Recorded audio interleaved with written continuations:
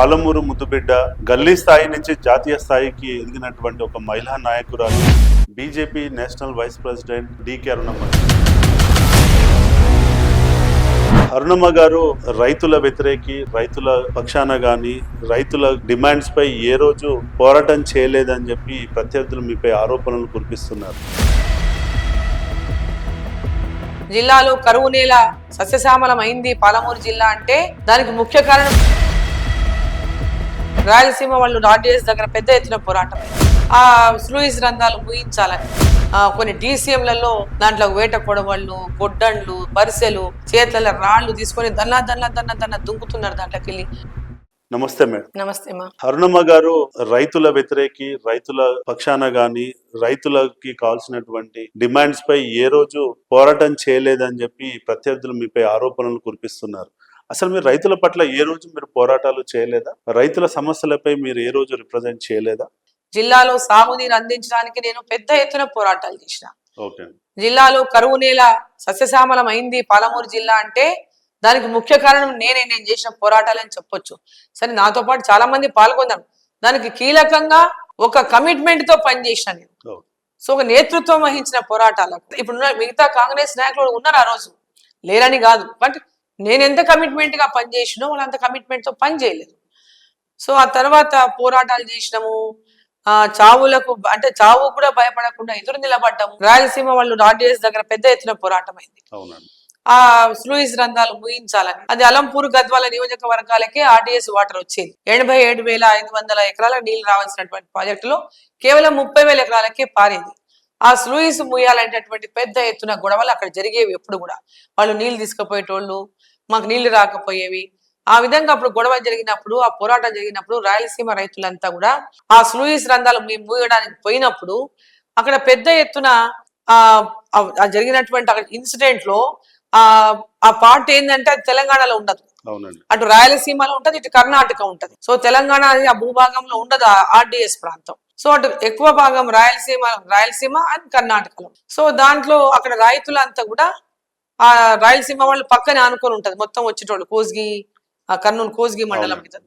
So దాంట్లో ఆ రంధ్రాలు పోయినప్పుడు అక్కడ పోలీసులు అడ్డుకోవడము, మమ్మల్ని కొద్దిసేపు ఆగమని చెప్పడము.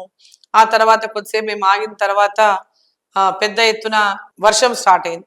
అంత లోపల అవతల నుంచి పెద్ద ఎత్తున కొన్ని డీసీఎంలలో రైతులు వచ్చేసిండ్రు. దాంట్లో వేట కొడవళ్ళు, గొడ్డండ్లు, బరిసెలు ఇవన్నీ తీసుకొని వచ్చిండ్రు. చేతుల రాళ్లు తీసుకొని దన్న దుంకుతున్నారు దాంట్లోకి వెళ్ళి. బండ్లకి వెళ్ళి దిగుతుంది. ఒక తుపాకీ పేల్చిండ్రు గాల్లోకి తుపాకీ పేలిస్తే అది ఏం చెబుతామో అని చూస్తే మొత్తం వీళ్ళు మొత్తం దిగేస్తున్నారు. దాంట్లో బండ్లకి వెళ్ళి దిగి ఇంకా మా వైపు పరిగెత్తుకొని వస్తున్నారు. కట్ట మీద నిలబడి రాళ్ళు ఇసురుతున్నారు, వేట పైకి వచ్చేస్తా ఉన్నారు.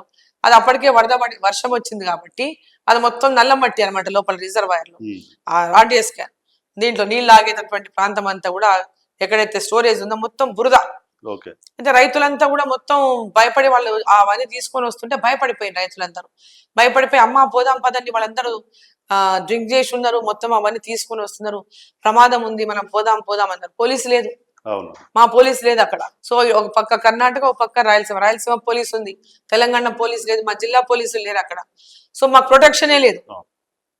ఉమ్మడి రాష్ట్రమైన మా ప్రాంతం వాసుల పైన మాకు ప్రొటెక్షన్ లేదు. ఆ ప్రొటెక్షన్ లేకపోయేసరికి మొత్తం అందరు రైతులంతా కూడా భయపడే అమ్మ పోదాం.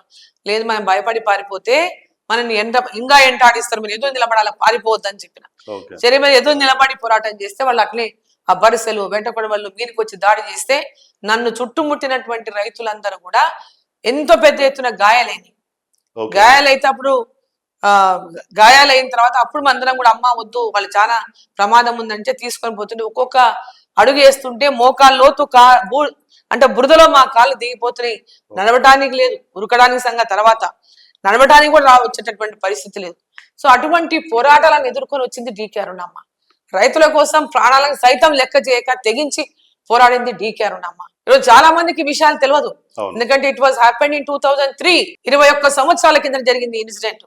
అప్పటి నుంచి నేటి వరకు కూడా రైతుల కోసం పోరాటాలు చేసినాం, సాగునీరు తీసుకొచ్చినాం, సాగునీరు అందించినాం. జిల్లాలో విద్యా పరంగా, వైద్య పరంగా కాలేజీలు గాని, స్కూళ్లు గాని, హాస్టల్ గాని, రోడ్లు గాని, గ్రామీణ ప్రాంతాల్లో పిహెచ్సి సెంటర్లు గాని, మండల కేంద్రాలు, ఇట్లా ఎక్కడ ఎలాంటి అభివృద్ధి ఉన్నా లో వోల్టేజ్ సమస్య ఉంటే సబ్ స్టేషన్ నిర్మాణమే గాని, కొత్త సబ్ స్టేషన్లు శాంక్షనే గాని, లైన్లు అంటే మొత్తం కట్టెలు పెట్టి పైన వైర్లు ఉంటుండే. ఊళ్ళలోకి పోతే మనం పొలాలల్లా కింద పంగ కట్టెలు పెడితే పైన ఇట్లా అంటే చేయి తగిలేదు.